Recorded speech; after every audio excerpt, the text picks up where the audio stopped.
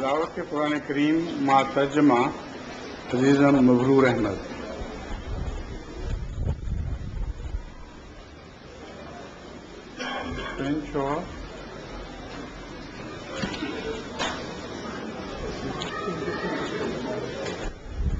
أعوذ بالله من الشيطان الرجيم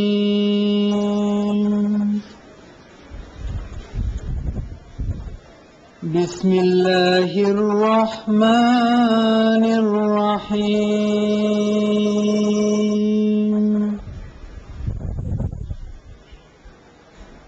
يا أيها الذين آمنوا اتقوا الله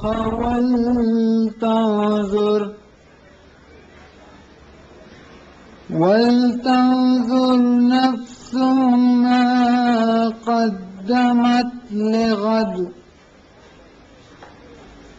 واتقوا الله إن الله خبير بما تعملون ولا تكونوا كالذين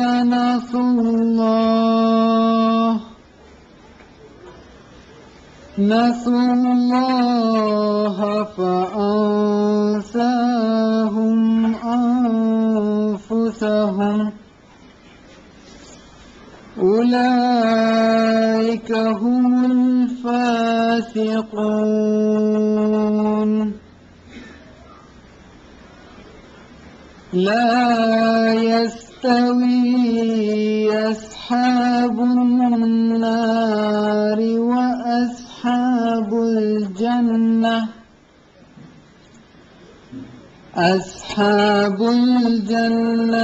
هم الفائزون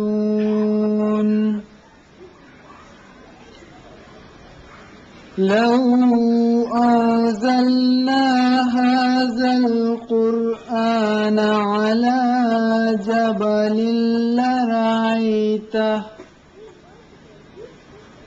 لرأيته خاشعا متصدعا من خشية الله وتلك الأمثال نضربها للناس لعلهم يتفكرون۔ سورۃ الحشر آیات 19 تا 22، ترجمہ تفسیر صغیر۔ اے مومنو، اللہ کا تقوی اختیار کرو اور چاہیے کہ ہر جان اس بات پر نظر رکھے کہ اس نے کل کے لیے آگے کیا بھیجا ہے، اور تم سب اللہ کا تقوی اختیار کرو، اللہ تمہارے اعمال سے خوب باخبر ہے۔ اور ان لوگوں کی طرح نہ بنو جنہوں نے اللہ کو بھلا دیا، سو اللہ نے بھی ان کو اپنی جانوں کا فائدہ بھلا دیا۔ یہ لوگ اطاعت سے باہر نکلنے والے ہیں۔ دوزخی اور جنتی برابر نہیں ہو سکتے، جنتی لوگ ہی کامیاب ہیں۔ اگر یہ قرآن ہم کسی پہاڑ پر نازل کرتے تو تو اسے دیکھتا کہ وہ ادب سے جھک جاتا اور اللہ کے ڈر سے ٹکڑے ٹکڑے ہو جاتا۔ اور یہ باتیں جو ہم تجھ سے کہتے ہیں یہ سب انسانوں کے لیے ہیں تاکہ وہ سوچیں۔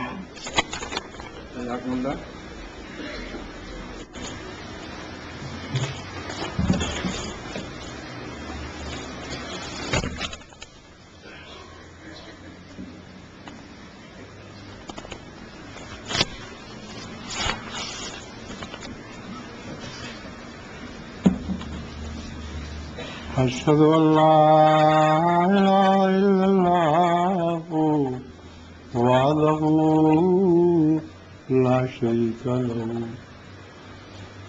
وأشهد أن محمدا عبده ورسوله أما بعد فأعوذ بالله من الشيطان الرجيم بسم الله الرحمن الرحيم الحمد لله رب العالمين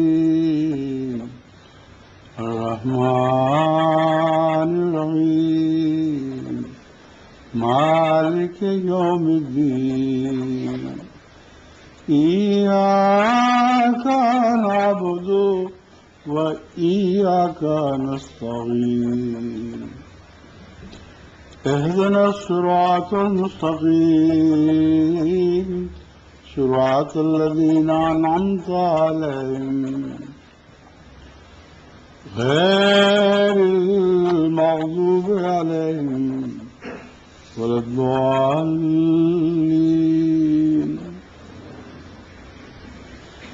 وليس للإنسان إلا ما سعى وأن سعيه سوف يرى ثم يجزاه الجزاء الوفى.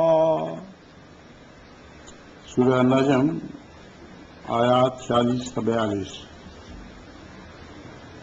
اور یہ کہ انسان کے لیے اس کے سوا کچھ نہیں جو اس نے کوشش کی ہو، اور یہ کہ اس کی کوشش ضرور زیر نظر رکھی جائے گی، پھر اسے اس کی بھرپور جزا دی جائے گی.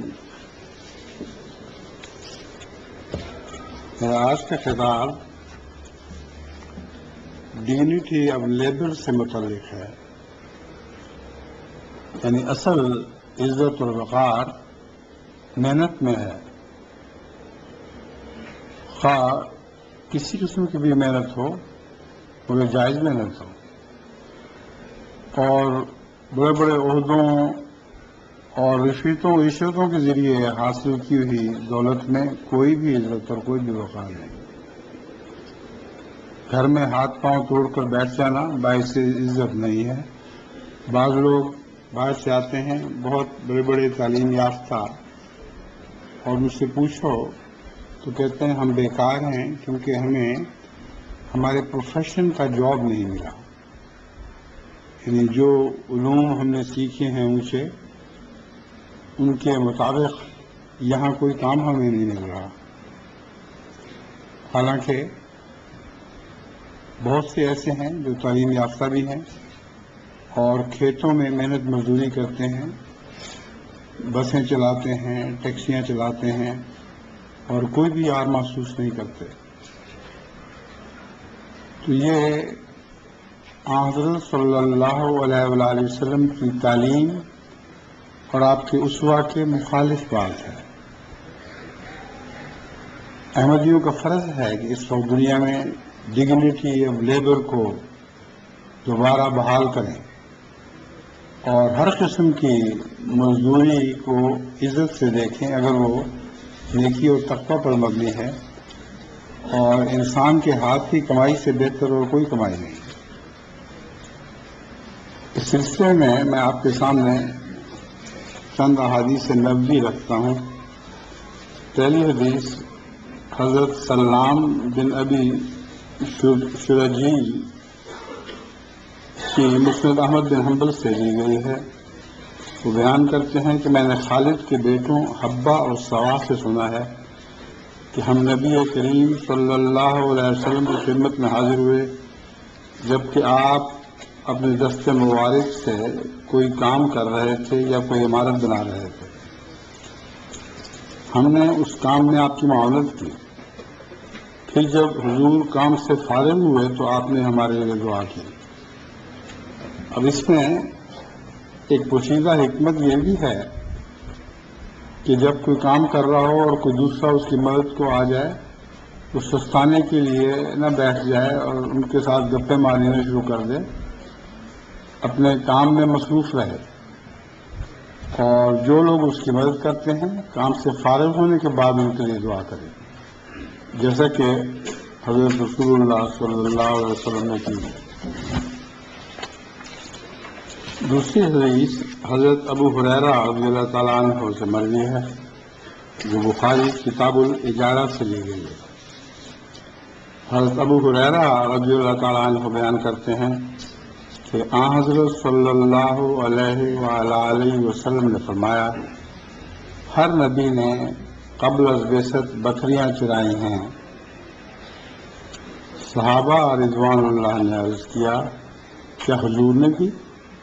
ہم نے فرمایا ہاں، چند قیراط کے معاوضے پر میں مکے والوں کی بکریاں چرایا کرتا تھا۔ اب دینار تو آپ لوگوں نے سنا ہوا ہے، قیراط ایک دینار کا 24واں حصہ ہوتا ہے، تو چند قیراط کے حضور اکرم صلی اللہ علیہ وسلم مکے والوں کی بکریاں چرایا کرتے تھے۔ ایک حدیث بخاری کتاب البیوع میں حضرت مقداد رضی اللہ تعالیٰ عنہ سے مروی ہے کہ حضرت صلی اللہ علیہ وآلہ وسلم نے فرمایا کہ کوئی شخص اس سے بہتر کوئی روزی نہیں کھا سکتا کہ وہ اپنے ہاتھ کی کمائی کھائے، اور یقیناً اللہ تعالیٰ کے نبی حضرت داؤد علیہ السلام اپنے ہاتھ کی کمائی کھایا کرتے تھے۔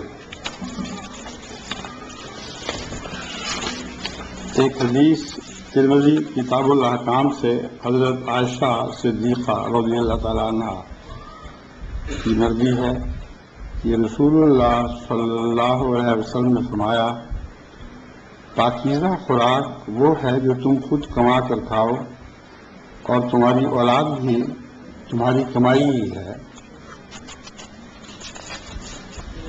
اب انسان سمجھتا ہے کہ صرف دنیا کا روپیہ پیسہ کی کمائی ہے، مگر جیسا کہ قرآن کریم کی اس صورت میں تلاوت کی گئی، اس صورت میں جس کی تلاوت کی گئی، اللہ تعالیٰ فرماتا ہے کہ نظر رکھو اپنی اولاد پر بھی جو کل کو آنے والی ہے، تو اولاد بھی انسان کی کمائی ہے، اور اس پر نگاہ رکھنا بھی دراصل اس لیے ضروری ہے کہ سب دولت تو انسان کی اولاد ہی ہوتی ہے جو وہ پیچھے چھوڑ کر جاتا ہے۔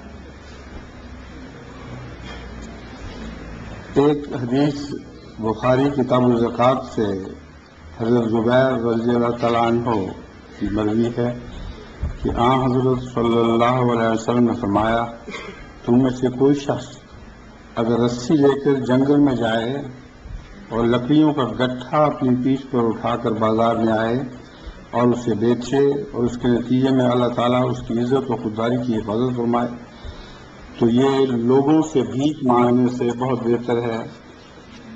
نامعلوم وہ لوگ اس کے مانگنے پر اسے کچھ دیں یا نہ دیں۔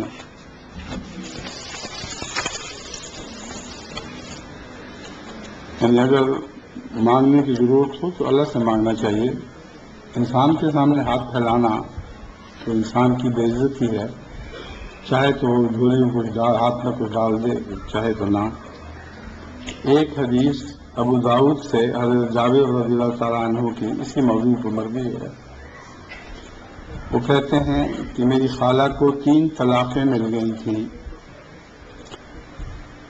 اس حالت میں وہ اپنے گزارے کے لیے کھجوریں توڑنے نکلی تو ایک آدمی نے انہیں اس بات سے منع کیا۔ وہ حضور صلی اللہ علیہ وسلم کے پاس آئیں اور اس واقعہ کا ذکر کیا۔ حضور صلی اللہ علیہ وسلم نے فرمایا کھجوریں توڑنے جایا کرو، ہو سکتا ہے تو اس میں سے کچھ صدقہ اور خیرات کرو یا نیک راستے اور بھلائی کے کاموں میں خرچ کرو۔ اسی طرح ایک حدیث حضرت وائل بن ابو بکر کی مسند احمد بن حنبل میں مروی ہے۔ وہ بیان کرتے ہیں کہ ابایا بن رفاع بن خدیج اپنے دادا رافع بن خدیج رضی اللہ تعالیٰ عنہ سے روایت کرتے ہیں کہ حضرت صلی اللہ علیہ وسلم سے پوچھا گیا کہ سب سے بہتر کمائی کون سی ہے؟ حضور صلی اللہ علیہ وسلم نے فرمایا کسی شخص کا اپنے ہاتھ سے کام کرنا اور ہر وہ تجارت جو نیکی پر مبنی ہو اور اس میں جھوٹ اور خیانت شامل نہ ہو۔ اسی قسم کی ایک حدیث مسلم کتاب الزکوٰۃ میں حضرت ابن عمر رضی اللہ عنہ سے مروی ہے۔ حضرت صلی اللہ علیہ وسلم نے ممبر پر کھڑے ہو کر فرمایا، لوگوں کو سوال کرنے سے بچنا چاہیے۔ اوپر والا ہاتھ جو خرچ کرتا ہے نیچے والے مانگنے والے ہاتھ سے بہتر ہے۔ اور یہ ایک بہت ہی عظیم شان کلمہ ہے کہ دوسرے پر احسان کرنے والا احسان مند کی نسبت ہمیشہ اوپر رہتا ہے۔ جس پر احسان کیا جائے اس کی نظریں جھک جاتی ہیں، اور جس جو احسان کرنے والا ہے اگر وہ نظریں اٹھا کے نہ بھی دیکھے تو یہ اس لیے کرے گا کہ اس کے دل میں فروتنی ہوگی، وہ عجز کا اظہار کرتا ہے۔ ورنہ دنیا کے شیخی مار جب کچھ چیزیں کوئی دیتے ہیں تو بڑے فخر سے اس کی آنکھوں میں آنکھیں ڈال کے نہیں دیکھا کرتے ہیں۔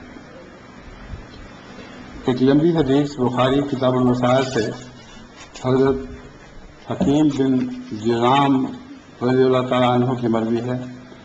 وہ کہتے ہیں کہ میں نے حضرت صلی اللہ علیہ وسلم سے عرض کیا کہ مجھے کچھ عطا کریں۔ آپ نے عطا فرما دیا۔ پھر میں نے ایک موقع پر عرض کیا، حضور مجھے کچھ عطا کریں۔ تو حضرت صلی اللہ علیہ وسلم نے عطا تو فرما دیا، مگر مجھے کہا، اے حکیم، ان کا نام تھا، یقیناً یہ مال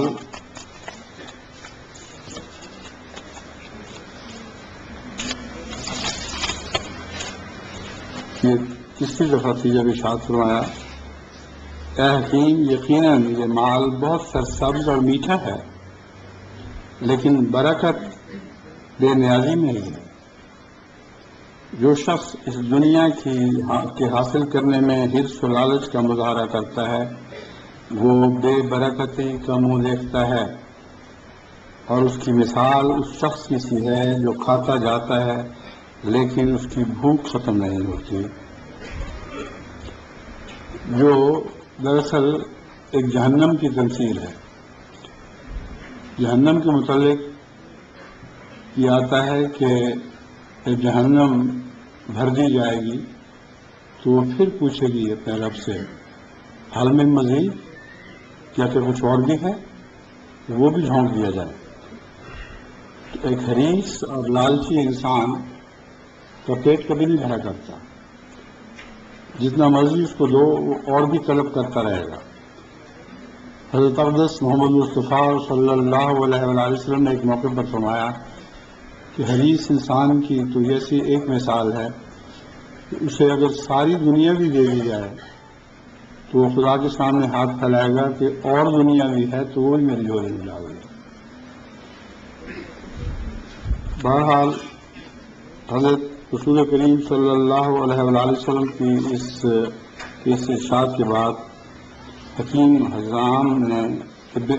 حزام رضی اللہ تعالیٰ عنہ نے عمر بھر کبھی کسی کے سامنے ہاتھ نہیں پھیلایا، بلکہ جو آپ کو خود ہی عطا کرتا تھا اس کو بھی لینے سے انکار کر دیا کرتے تھے۔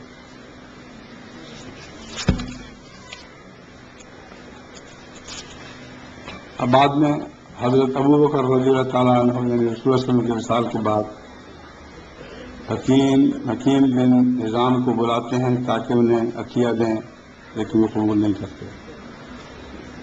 حضرت عمر بھی ایسا ہی کرتے ہیں، ان کو ان اموال سے جو مسلمانوں میں تقسیم کرنے کے لیے تھے حضرت ابن حزام کو دینا چاہتے ہیں، مگر وہ انکار کر دیتے ہیں۔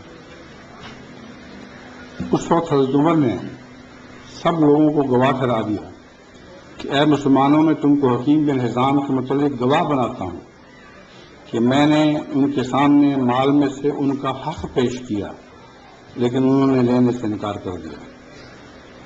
غرض حکیم بن حزام نے حضرت صلی اللہ علیہ وسلم کے بعد مرتے دم تک کبھی کسی سے کچھ نہیں لیا۔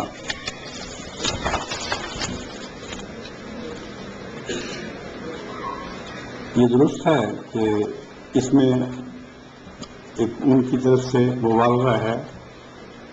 باقی صحابہ جو قبول کرتے تھے وہ کوئی معیوب بات تو نہیں کرتے تھے، مگر چونکہ انہوں نے حضور اکرم صلی اللہ علیہ وسلم سے خود یہ نصیحت سنی ہوئی تھی، اس لیے وقت ایسا تھا کہ ان کے دل پر اتنا گہرا اثر کر گیا کہ پھر مرتے دم تک کبھی اس نصیحت کو نہ بلایا۔ حضرت محمد بن عمار کشاکش رضی اللہ تعالیٰ عنہ کہتے ہیں، اور یہ مسند احمد بن حنبل کی حدیث ہے، کہ میں نے سعید المقبوری کو حضرت ابو ہریرہ رضی اللہ تعالیٰ عنہ سے روایت کرتے ہوئے سنا کہ حضرت صلی اللہ علیہ وسلم نے فرمایا کہ سب سے بہتر کمائی وہ ہوتی ہے جو ایک مزدور اپنے ہاتھ سے کرتا ہے جبکہ وہ اخلاص اور دیانتداری سے ایسا کرے۔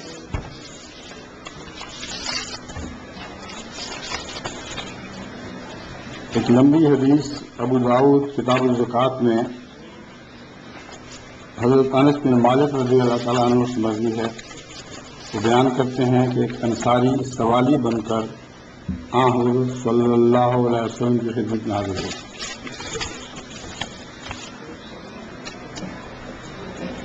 حضور نے اس سے دریافت فرمایا کہ تمہارے گھر میں کچھ ہے؟ اس نے عرض کیا ایک چادر ہے جسے آدھا نیچے بچھاتا ہوں اور آدھا اوپر اڑتا ہوں، اور ایک چادر ہے جس میں پانی پیتا ہوں۔ حضور نے فرمایا دونوں چیزیں لے آؤ۔ جب وہ آ گئیں تو حضور نے اس کی نیلامی کی اور کہا ہے کوئی جو ان چیزوں کو خرید لے؟ تو صحابہ کے لیے تو بیکار چیزیں تھیں، مگر رسول اللہ صلی اللہ علیہ وسلم کی اس نیلامی سے وہ سمجھے کہ بہت بابرکت سودا ہے، ہم بھی اس میں کچھ بات پیش کریں۔ ایک صحابی نے 1 درہم کی آفر دی، میں 1 درہم میں یہ دونوں چیز لے لیتا ہوں۔ رسول اللہ صلی اللہ علیہ وسلم نے پھر فرمایا ہے کوئی اور؟ جس نے نیلامی والے کہتا ہے نا کہ 1 2 3 اب بتاؤ اور کوئی ہے تو ابھی بولے۔ تو آخر ایک صحابی نے کہا یا رسول اللہ میں 2 درہم پیش کرتا ہوں۔ چنانچہ آپ نے دونوں درہم لے کر وہ نیلامی ختم کی اور دونوں درہم اس آدمی کو پکڑاتے ہوئے کہا یہ لو 1 درہم سے کھانے پینے کی چیزیں خرید کر گھر دے دو اور دوسرے درہم کی کلہاڑی خرید کر میرے پاس لے آؤ۔ جب وہ کلہاڑی خرید کر حضور صلی اللہ علیہ وسلم کی خدمت میں حاضر ہوا تو حضور علیہ السلام نے اس میں خود لکڑی کا دستر ڈالا اور اس شخص سے فرمایا جاؤ اس سے لکڑیاں کاٹ کاٹ کر فروخت کرو اور 15 دن سے پہلے میں تیرا منہ دیکھوں۔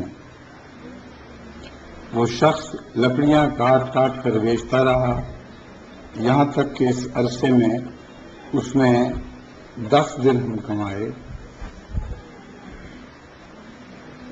چنانچہ ان میں سے اس نے کچھ کے کپڑے خریدے اور کچھ کا کھانا پینے کا سامان۔ حضور صلی اللہ علیہ وسلم نے اس سے فرمایا کہ تیرے لیے خود کما کر کھانا اس بات سے زیادہ اچھا ہے کہ تو قیامت کے دن اس حالت میں آئے کہ مانگنے کی وجہ سے تیرا چہرہ خراش سے ہو۔ دیکھو مانگنا صرف 3 شخصوں کے لیے جائز ہے، یہ رسول اللہ صلی اللہ علیہ وسلم نے فرمایا۔ ایک وہ شخص جو غربت کی وجہ سے پس چکا ہو اور خاک آلودہ ہو چکا ہو، یا اس شخص کے لیے جس پر ناحق چٹی آ پڑی ہو۔ بعض دوسروں کی خاطر چٹی دیتے ہیں، ضمانت دیتے ہیں اور وہ لے کے بھاگ جاتا ہے، تو اس غریب کو پر وہ چٹی پڑ جاتی ہے اور اس کے پاس پیسہ نہیں ہوتا کہ اس کو دے سکے، تو اس کے لیے بھی جائز ہے، کیونکہ حکومت کی طرف سے اس کو پابندی ہوتی ہے کہ ضرور یہ قرض ادارو، تو اس کے لیے جائز ہے کہ وہ کسی سے مانگ کر اس غلطی کا خمیازہ بھگتے۔ پھر اس کے لیے بھی آپ نے جائز فرمایا جس سے غلطی سے کوئی قتل ہو گیا ہو اور اس کی دیت دینی اس پر لازم ہو لیکن پاس کچھ نہ ہو، تو اس کی دیت کے طور پر اگر وہ اپنی دیت پوری کرنے کے لیے مانگ لے تو اس میں کوئی حرج نہیں۔ ایک حدیث حضرت ابو قبشہ کی ترمذی کتاب الزہد میں موجود ہے۔ حضرت ابو قبشہ انماری رضی اللہ تعالیٰ عنہ بیان کرتے ہیں کہ ہم نے حضرت صلی اللہ علیہ وسلم کو یہ فرماتے ہوئے سنا کہ 3 باتوں کے مؤثر ہونے کے بارے میں میں قسم کھا سکتا ہوں، تو ان باتوں کو یاد رکھو۔ اول یہ کہ صدقہ سے کسی کا مال کم نہیں ہو جاتا۔ دوسرے، کوئی مظلوم جب ظلم پر صبر کرتا ہے تو اللہ تعالیٰ اس کے بدلے میں اس کی عزت بڑھا دیتا ہے۔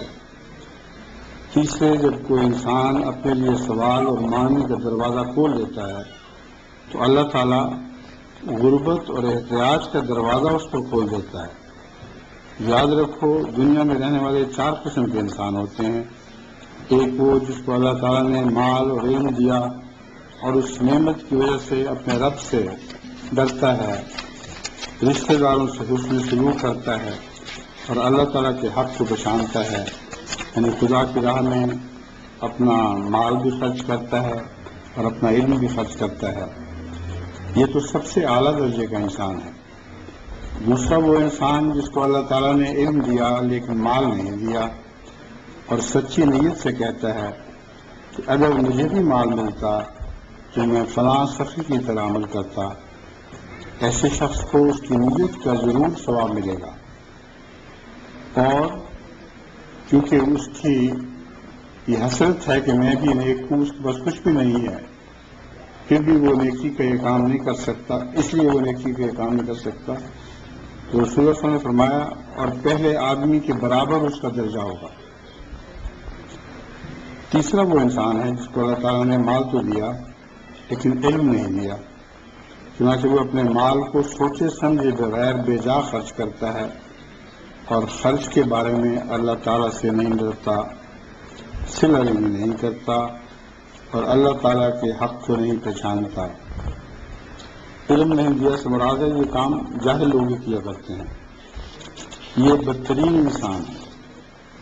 چوتھے وہ انسان جس کو اللہ تعالیٰ نے نہ مال دیا اور نہ علم، لیکن آرزو رکھتا ہے اگر میرے پاس بھی مال ہو تو میں اس بد کردار شخص کی طرح اسے خون خرچ کروں اور گلچھڑے اڑاؤں۔ ایسے شخص کو بھی اس کی نیت کا بدلہ ملے گا اور دونوں کا گناہ برابر ہوگا۔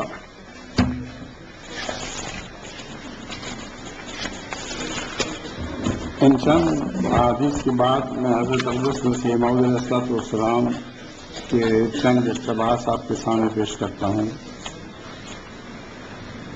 الحکم میں یہ حضور صلی اللہ علیہ وسلم کی طرف سے عبارت درج ہے، اگرچہ جو کچھ ہوتا ہے وہ خدا تعالیٰ کے فضل سے ہی ہوتا ہے، مگر کوشش کرنا انسان کا فرض ہے۔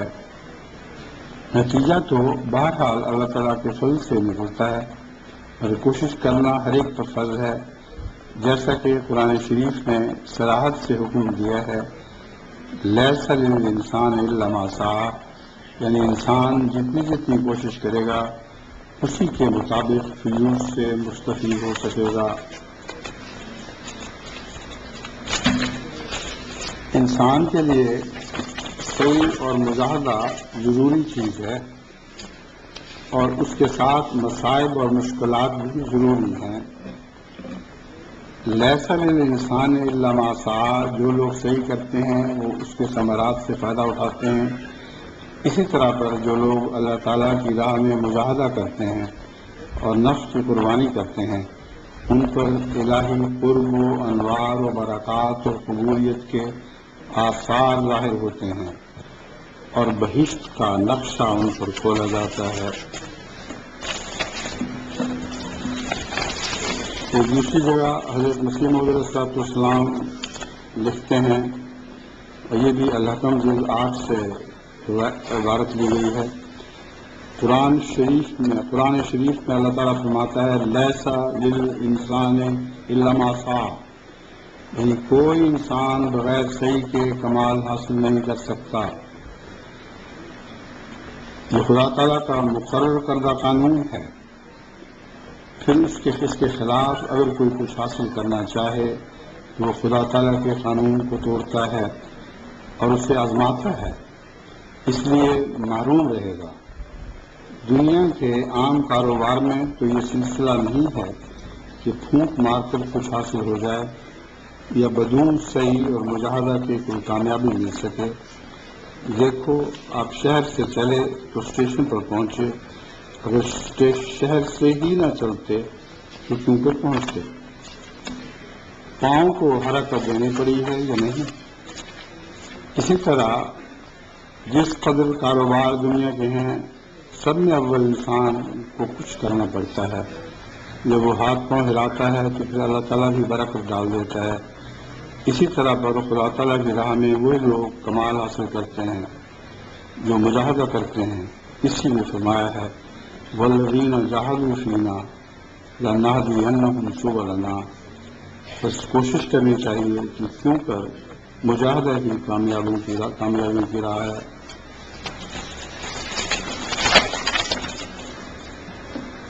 کمالات تو انسان کو مجاہدات سے حاصل ہوتے ہیں۔ اصل بات یہ ہے لیس للانسان الا ما سعی۔ اس دنیا میں ہم دیکھتے ہیں کہ انسان جب اپنے نفس کا مطالعہ کرتا ہے تو ایسے فسق و فجور وغیرہ معلوم ہوتے ہیں، اگر وہ یقین کی حالت پر پہنچ کر ان کو سیکل کر سکتا ہے۔ انسان کھیتی کرتا ہے، اس میں بھی محنت کرنی پڑتی ہے، اگر یہ ملازم ہے تو اسے بھی محنت کا خیال ہے، غرض کہ ہر ایک اپنے اپنے مقام پر کوشش میں لگا ہے اور سب کو ثمرہ کوشش پر ہی ہے، اور سب کا ثمرہ کوشش پر ہی ہے۔ سارا قرآن کوشش کے مضمون سے بھرا پڑا ہے۔ لیس للانسان الا ما سعی۔ پھر البدر میں فرماتے ہیں محنت کے سوا انسان کو کچھ نہیں ملتا، یعنی جو آپ نے فرمایا وہ البدر جلد 2 نمبر 14 میں چھپا ہے۔ محنت کے سوا انسان کو کچھ نہیں ملتا۔ کسان کو دیکھو جب وہ زمین میں ہل چلاتا ہے اور قسم قسم کی محنت اٹھاتا ہے تب پھل کھاتا ہے، مگر محنت کے لیے زمین کا اچھا ہونا شرط ہے۔ اسی طرح انسان کا دل بھی اچھا ہو، سامان بھی عمدہ ہو، سب کچھ کر بھی سکے، تب جا کر فائدہ پاوے گا۔ لیس للانسان الا ما سعی۔ دل کا تعلق اللہ تعالیٰ سے مضبوط باندھنا، دل کا تعلق اللہ تعالیٰ سے مضبوط باندھنا چاہیے۔ جب یہ ہوگا تو دل خود خدا سے ڈرتا رہے گا، اور جب دل ڈرتا رہتا ہے تو خدا تعالیٰ کو اپنے بندے پر خود رحم آ جاتا ہے اور پھر تمام بلاؤں سے اسے بچاتا ہے۔ پھر الحکم جلد 4 نمبر 29 میں یہ عبارت درج ہے اللہ تعالیٰ نہیں چاہتا کہ انسان بے دست و پا ہو کر بیٹھ رہے، بلکہ اس نے فرمایا ہے لیس للانسان الا ما سعی۔ یہ تمام لیس للانسان الا ما سعی کی تشریحات ہیں۔ اس لیے مومن کو چاہیے کہ وہ جد و جہد سے کام کرے، لیکن جس قدر مرتبہ مجھ سے ممکن ہے، جس قدر مرتبہ مراد جتنی دفعہ مجھ سے ممکن ہے، یہی کہوں گا کہ دنیا کو مقصود بالذات نہ بنا لو، دین کو مقصود بالذات ٹھہراؤ، اور دنیا اس کے لیے بطور خادم اور مرکب کے ہو۔ مرکب کہتے ہیں سواری کو، تو دنیا سواری کے طور پر ہو جو بالآخر خدا تک پہنچائے۔ پھر الحکم جلد 12 بتاریخ 14 مئی 1908 میں یہ عبارت ہے، یہ حضرت مسیح موعود علیہ الصلوۃ والسلام کے وصال سے تھوڑے دن پہلے ہی کی عبارت ہے۔ اگرچہ جو کچھ ہوتا ہے وہ خدا تعالیٰ کے فضل سے ہی ہوتا ہے، مگر کوشش کرنا انسان کا فرض ہے، جیسا کہ قرآن شریف نے صراحت سے حکم دیا ہے کہ لیس للانسان الا ما سعی، یعنی انسان جتنی کوشش کرے گا اسی کے مطابق فیوز سے مستفید ہو سکے گا۔ اور ایک عبارت الحکم النحم سے میں آپ کے سامنے رکھتا ہوں. انسان کے لیے صحیح اور مجاہدہ ضروری چیز ہے اور اس کے ساتھ مصائب اور مشکلات بھی ضروری ہیں. لیس للانسان الا ما سعی، جو لوگ صحیح کرتے ہیں وہ اس کے ثمرات سے فائدہ اٹھاتے ہیں، اور اسی طرح پر جو لوگ اللہ تعالیٰ کی راہ میں مجاہدہ کرتے ہیں اور نفس کی قربانی کرتے ہیں ان پر الہی قرب و انوار و برکات اور قبولیت کے آثار ظاہر ہوتے ہیں اور بہشت کا نمونہ ان کے لیے کھولا جاتا ہے. یہ وہ باتیں ہیں جو میں پہلے پڑھ چکا ہوں اور ایک کی طرف رکھی ہوئی.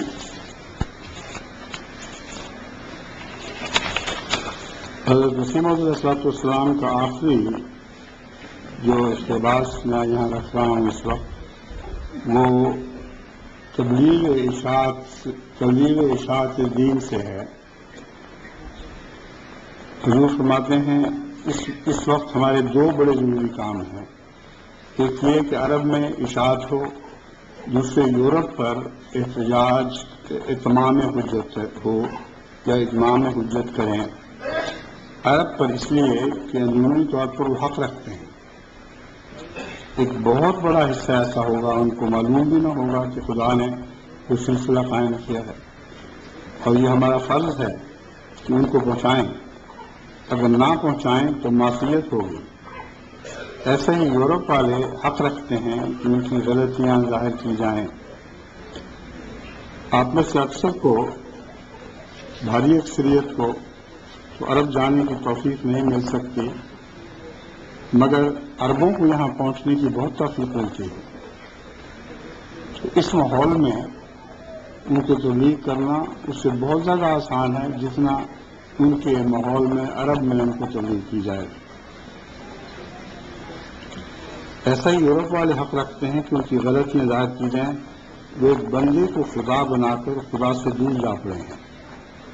یورپ کا تو یہ حال ہو گیا ہے کہ واقعی اخلد الارض کا مصداق ہو گیا ہے کہ وہ زمین کی طرف جھک گیا ہے. طرح طرح کی ایجادیں، صنعتیں ہوتی رہتی ہیں. اس سے تعجب مت کرو کہ یورپ عرضی علوم و فنون میں ترقی کر رہا ہے. یہ قاعدے کی بات ہے کہ جب آسمانی علوم کے دروازے بند ہو جاتے ہیں تو پھر زمین ہی کی باتیں سوجا کرتی ہیں. یہ کبھی ثابت نہیں ہوا کہ نبی بھی کلیں بنایا کرتے تھے، یا ان کی ساری کوششیں، ہمتیں عرضی ایجادات کی انتہا ہوا کرتی تھیں. ان اقتباسات کے بعد میں اس کو غلط فہمی کا ازالہ کرنا چاہتا ہوں، جس کا مجھے خیال اس لیے آیا کہ یہ منع ہے کہ جو انسان خود نہ کرے اس کی دوسروں کو نصیحت کرے.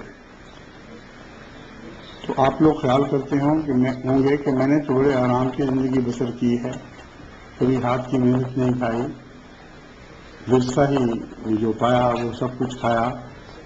تو میں کیسے آپ کو نصیحت کر سکتا ہوں کہ محنت میں برکت ہے اور محنت کرنی بہت ضروری ہے.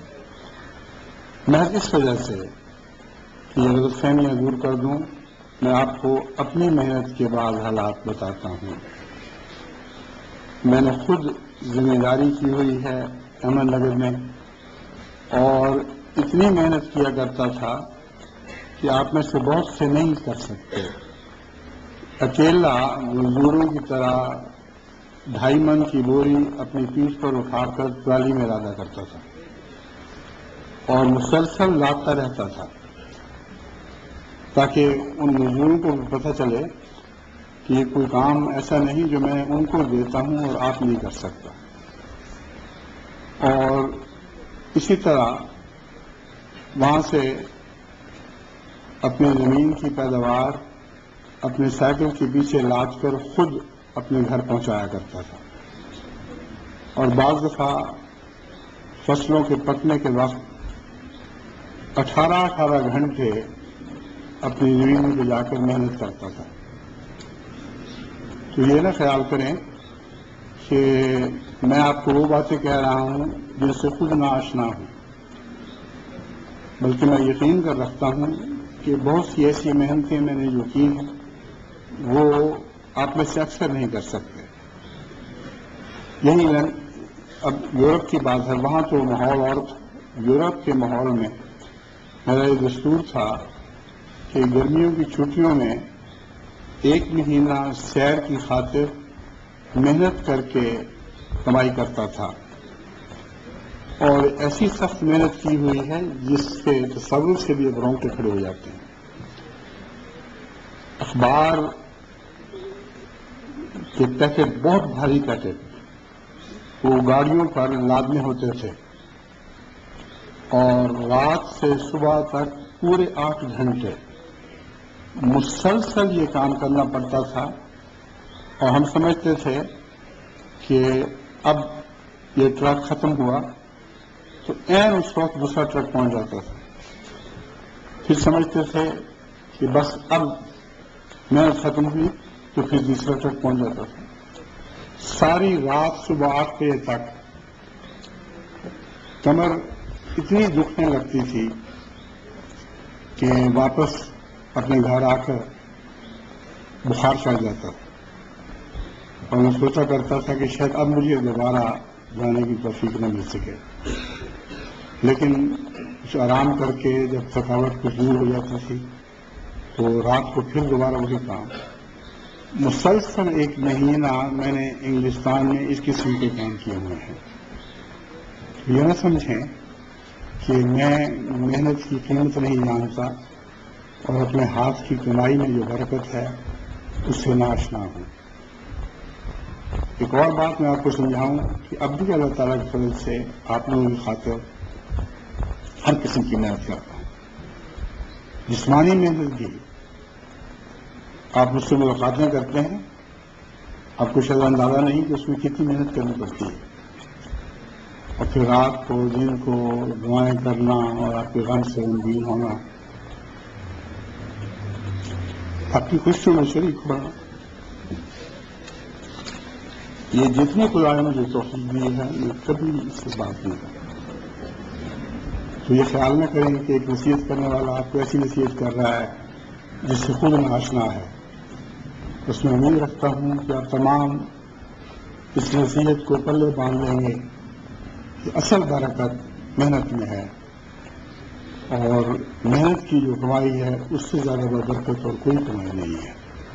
اللہ تعالیٰ ہمیشہ آپ کو اپنی ایمان میں رکھے اور محنت کے بد اثرات سے بچاتا رہے اور اس کی برکتوں سے آشنا کرتا رہے.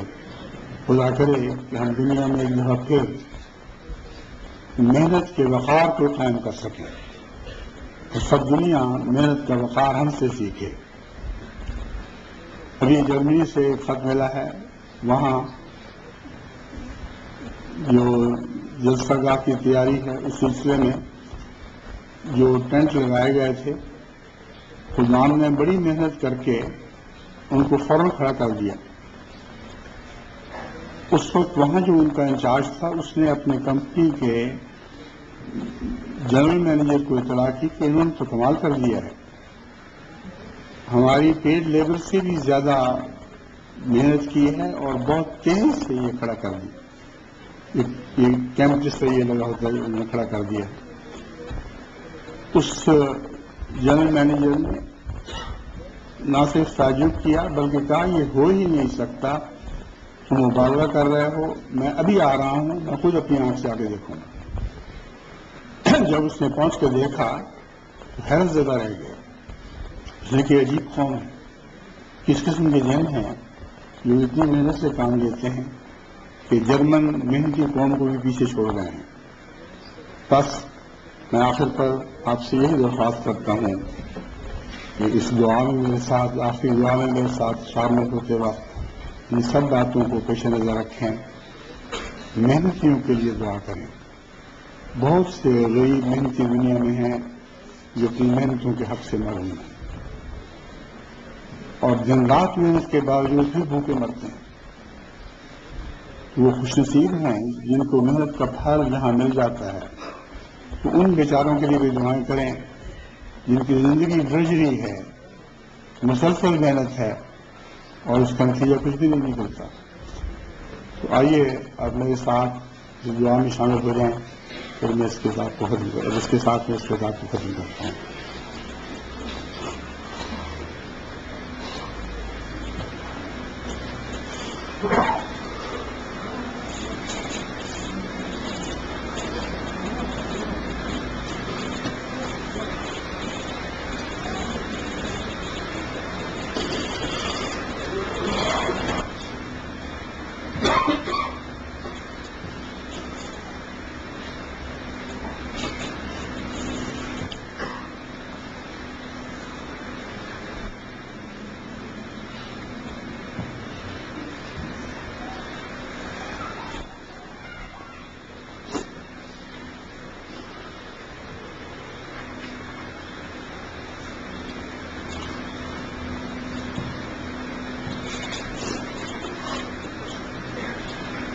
آمین.